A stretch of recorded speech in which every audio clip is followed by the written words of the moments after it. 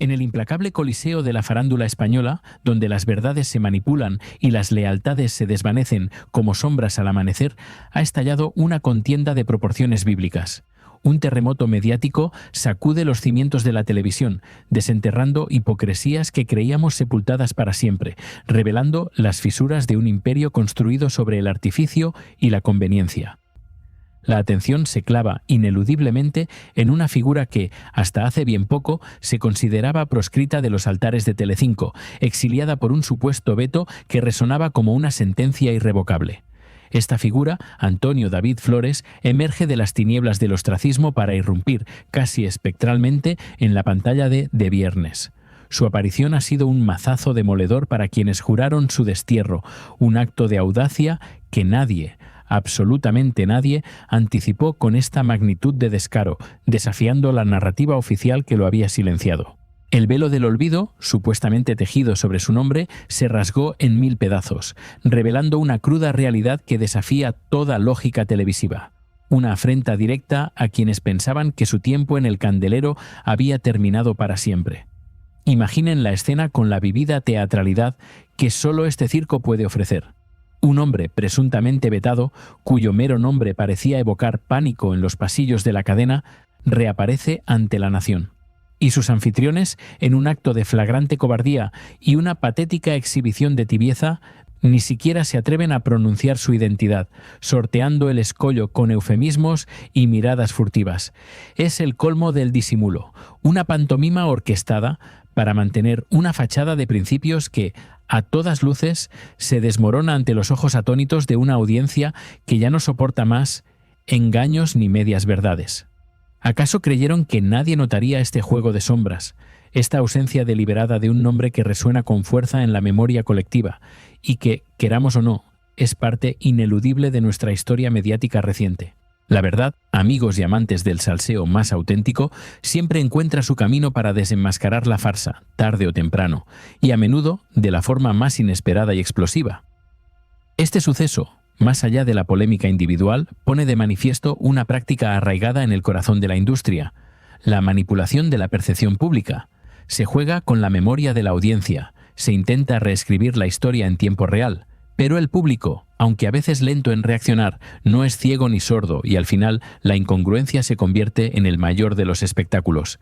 Y en este mismo torbellino de contradicciones, con el aire aún electrificado por el regreso de Antonio David, emerge la figura de Kiko Hernández, un personaje cuya trayectoria parece un constante ejercicio de equilibrismo sobre la cuerda floja de la coherencia.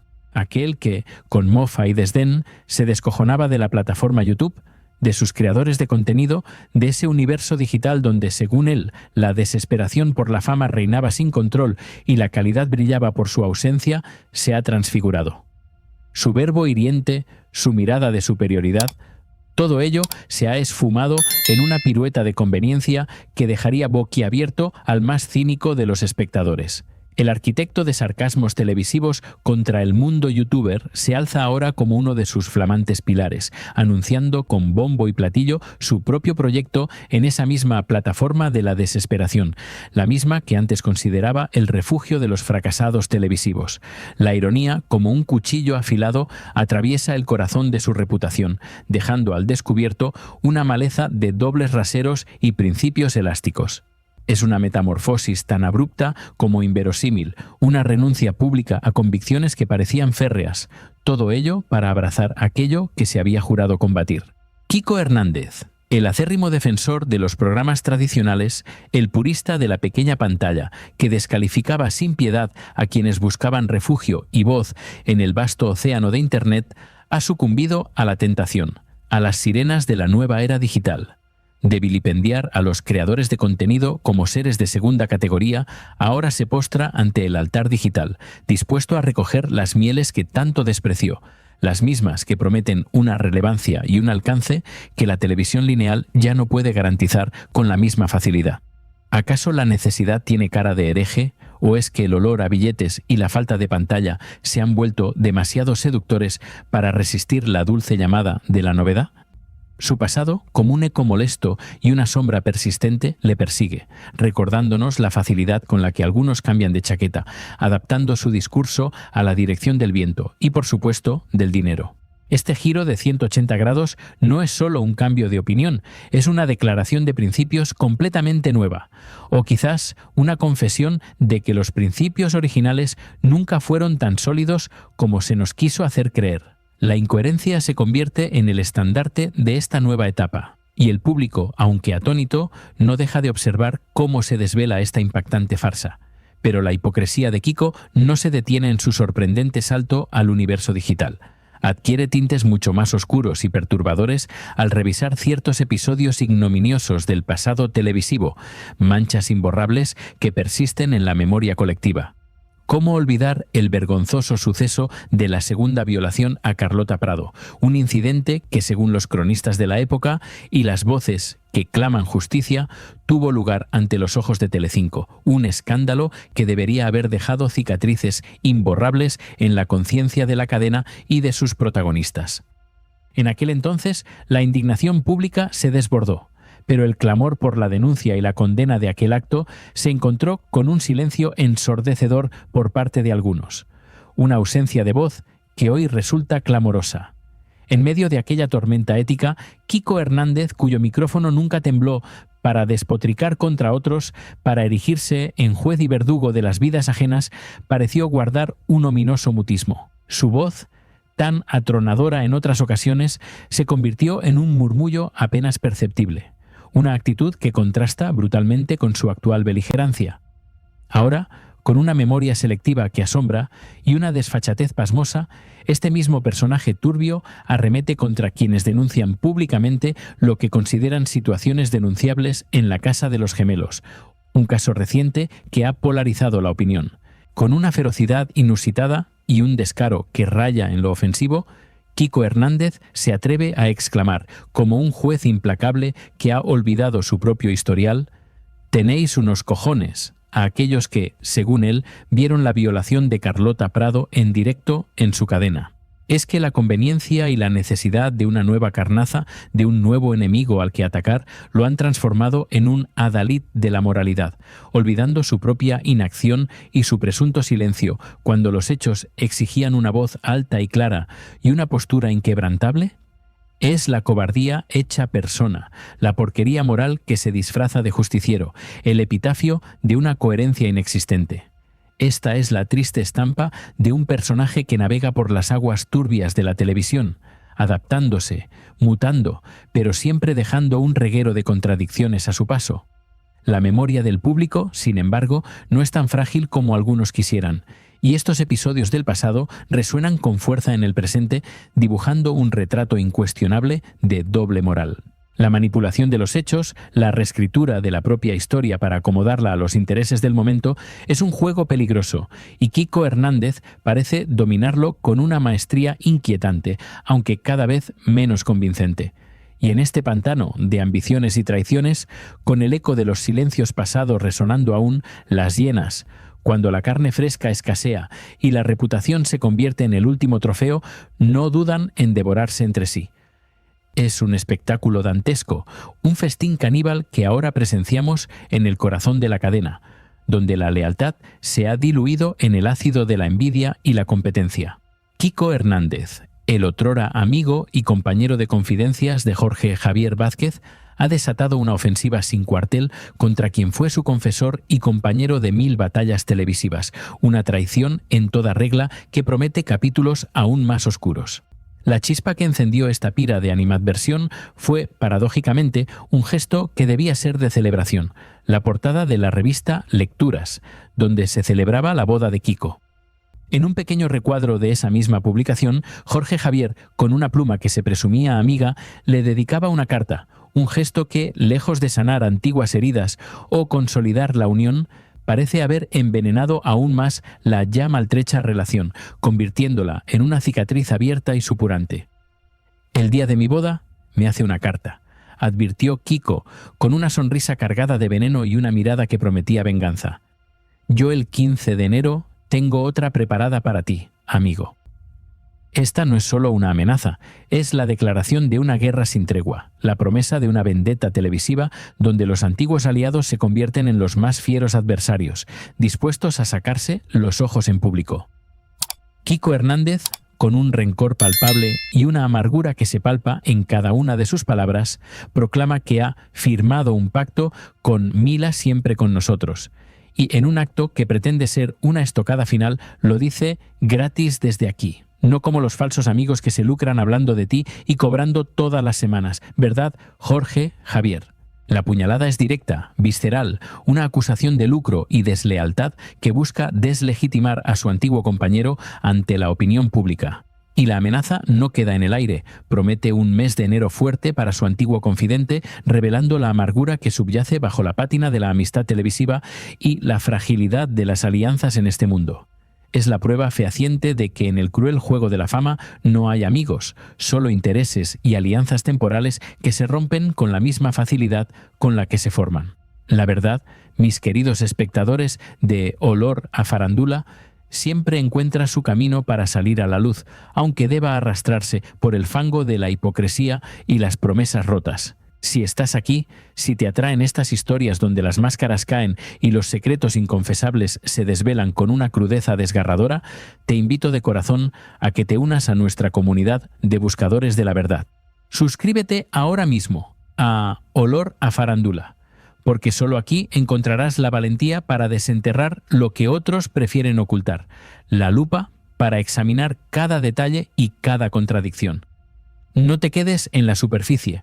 Atrévete a sumergirte en las profundidades de la farándula, donde cada giro es un enigma, cada personaje esconde una faceta aún más sorprendente y cada revelación es un terremoto. Antes de continuar adentrándonos en este laberinto de falsedades y traiciones, de vetos fantasmas y venganzas programadas, permítanme hacerles una pregunta que resuena en el alma de este circo mediático. ¿Qué pensáis vosotros de esta metamorfosis tan dramática de Kiko Hernández, de su salto al mundo que tanto denostó con saña y desprecio? ¿Creéis que su repentino amor por YouTube es sincero, un auténtico cambio de rumbo, o responde a un cálculo frío y estratégico, una mera adaptación para sobrevivir en un entorno cambiante? Déjame tus comentarios aquí abajo, cuéntame desde qué rincón del mundo nos acompañas en esta cruzada por la verdad. Tu voz es indispensable. Tu opinión es el motor que impulsa este viaje, el faro que ilumina las sombras de la manipulación y nos ayuda a discernir entre la verdad y la farsa. Este es el nivel de bajeza, el clímax de la hipocresía que impregna los pasillos de la televisión española, donde los principios se negocian al mejor postor y la coherencia es un lujo que pocos pueden permitirse conservar, una joya rara en un mundo de baratijas. Ver a Kiko Hernández transmutar de verdugo a víctima autoproclamada, de crítico feroz a practicante devoto de lo que antes ridiculizaba, es un espectáculo desolador, una lección amarga sobre la fragilidad de la ética. Su cruzada contra Jorge Javier Vázquez, la promesa de una venganza pública televisada, es el testimonio final de que en este mundo el más brutal siempre es el propio colega, la hiena que te creías amiga, la que conoce tus debilidades y tus secretos. La ética, la lealtad, la decencia parecen haber sido desterradas de este imperio de apariencias, demolido hasta sus cimientos por la ambición desmedida y la sed insaciable de protagonismo. La promesa de una guerra sin cuartel entre antiguos compañeros se cierne sobre el panorama mediático, augurando un futuro incierto y lleno de nuevos zarpazos, nuevas puñaladas por la espalda. Este drama, más allá de los nombres propios y las rencillas personales, nos habla de una verdad más profunda sobre la naturaleza humana y sobre la industria del entretenimiento en su estado más puro y descarnado. Una industria donde la línea entre el espectáculo y la crueldad se difumina hasta desaparecer, donde la búsqueda insaciable de la audiencia y el share justifica cualquier tropelía, cualquier bajeza moral, y donde los héroes de hoy son los villanos de mañana, cambiantes como las mareas. Fijaos bien, porque lo que estáis a punto de descubrir es solo el principio de una saga que promete más traiciones, más giros inesperados y sobre todo más desenmascaramientos de aquellos que se creían intocables. La trama se complica, los personajes se revelan y el telón de la hipocresía está a punto de caer por completo. En el intrincado tapiz de la farándula, donde cada hilo es una promesa rota y cada color esconde una doble intención, emerge una figura que, vestida de un rosa sospechoso, se erige en juez y parte de la moralidad ajena. Terelu Campos, la eterna portavoz de la sororidad televisiva, se ha convertido, ante el asombro y el hastío de una audiencia cada vez más perspicaz, en la personificación de la contradicción. Sus sentencias, cargadas de una aparente autoridad moral, resuenan huecas, desenmascarando una hipocresía que clama al cielo con cada aparición pública. La imagen fue, cuanto menos, inquietante. Terelu, ataviada en un color rosa que nunca antes había elegido para una aparición de esta envergadura, ni para entrevistar, ni para ser entrevistada, desató su furia contra Antonio David Flores. Era un rosa que gritaba no de dulzura, sino de una estrategia subyacente, de un anhelo desesperado por la reconexión con una Rocío Carrasco que, para colmo de males, parece ignorarla por completo. Un color que, más allá de sentarle francamente mal, era un código, un intento patético de enviar un mensaje a una amistad que, públicamente, se ha desmoronado en 1000 pedazos, dejando a la vista las ruinas de una relación que se creía indestructible. La escena se desarrollaba en un plató, pero el drama era shakespeariano, con Terelu encolerizada, culpando a Antonio David Flores de las crisis sentimentales que asolan la vida de Olga Moreno y Agustín Etienne. Unas palabras que, en sí mismas, son un laberinto de juicios selectivos y de moralidad de quita y pon, una muestra flagrante de cómo la sororidad, esa noble bandera que muchas dicen enarbolar, se dobla y se retuerce al compás de los intereses personales y las viejas rencillas no resueltas. ¿Es que la coherencia es un lujo que solo unos pocos pueden permitirse en este circo mediático? ¿O es que la memoria selectiva es la nueva moneda de cambio en el mercado de la fama? Pero la farsa de Terelu no se limita a sus sermones a Antonio David, sino que se extiende a su propia vida, a las elecciones más íntimas que contradicen de forma brutal sus prédicas públicas. Aquella que exige a los demás la más pulcra de las conductas, la más armoniosa de las relaciones post-ruptura, ella misma ha protagonizado un viraje personal que ha dejado a todos atónitos, en un clímax de la hipocresía que bien podría ser la trama de una tragedia griega. La familia feliz, esa tríada intocable formada por Rocío Carrasco y Fidel Albiac, ha sido inexplicablemente relegada de sus prioridades, sustituida por una nueva camarilla, una nueva lealtad que rompe con todo lo anterior y que desafía la lógica de sus propios discursos, una traición a un código que parecía inquebrantable. La Navidad, ese tiempo de unión y de reencuentros sagrados, ha sido el escenario de esta sorprendente revelación. Terelu ha elegido pasar la Nochebuena con una familia que, por el currículum que atesora a sus espaldas, bien podría ser sacada de las páginas de una novela de Mario Puzo, un clan que evoca más la imagen de los Corleone que la de una estampa familiar idílica. Estamos hablando de Carlos Costancia padre y su hijo, figuras que, lejos de la inocencia navideña, arrastran un pasado que los convierte en personajes de una oscura epopeya, de un drama turbio que choca frontalmente con la imagen de pureza y decencia que Terelu intenta proyectar hacia el exterior. Carlos Costancia, un invitado sorpresa que irrumpió en la cena de Nochebuena de Terelu, es el consuegro de Rocío Carrasco, una figura que ha sido objeto de acusaciones de maltrato por parte de Amador Flores, la propia consuegra. ¿Cómo conciliar esta unión festiva con el lema que Terelu ha enarbolado durante años, aquel de «Yo sí te creo, hermana»? ¿Cómo puede la misma mujer que exige credibilidad para algunas víctimas abrazar y celebrar con alguien acusado de maltrato a otra simplemente porque la relación personal le conviene o porque le cae súper bien? Es el clímax de la hipocresía, la descarada aplicación de un doble rasero que desmorona cualquier atisbo de ética y de honestidad en sus discursos. La verdad siempre emerge, mis queridos compañeros de viaje en Olor a Farándula, como un río subterráneo que horada la roca de las apariencias. Y este es el nivel de la miseria moral, que inunda los pasillos de nuestra televisión. Las lecciones de comportamiento que Terelu imparte a Antonio David Flores sobre cómo debe llevarse con la madre de su hija, Olga Moreno, son un eco vacío cuando se comparan con sus propias elecciones y sus propias contradicciones. ¿Cómo puede alguien que tiene en su propia casa a un yerno delincuente, con un historial que habla por sí solo, atreverse a dar lecciones de paz y convivencia a otros, a pontificar sobre lo que es o no es aceptable en las relaciones humanas? La bajeza moral alcanza cotas insospechadas, y la noche del programa de viernes fue un festín para las hienas, un banquete de actitudes lamentables que aún resuena en la conciencia colectiva, dejando un sabor amargo a quienes buscan algo más que mero espectáculo. Los colaboradores, lejos de mostrar la más mínima cortesía o respeto hacia Olga Moreno, se lanzaron a la yugular, no para debatir, sino para desgarrar, para humillar, para desvirtuar su testimonio con una saña que helaba la sangre. No hubo un «¡Qué elegante Olga, que ha escogido nuestro plató para contarnos su historia!». No, solo una jauría hambrienta dispuesta a pisotear la dignidad ajena, a dejar a la mujer como una sombra de sí misma, atrapada en una espiral de ataques sin piedad.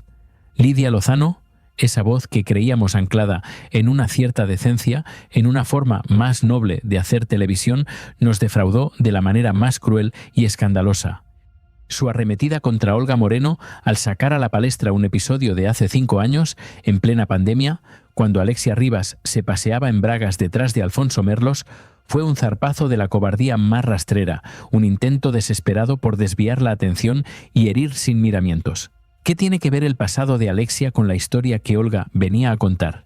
Absolutamente nada, salvo la necesidad imperiosa de desviar la atención, de atacar de la forma más baja y sucia a una compañera que se atrevía a hablar en el plató equivocado.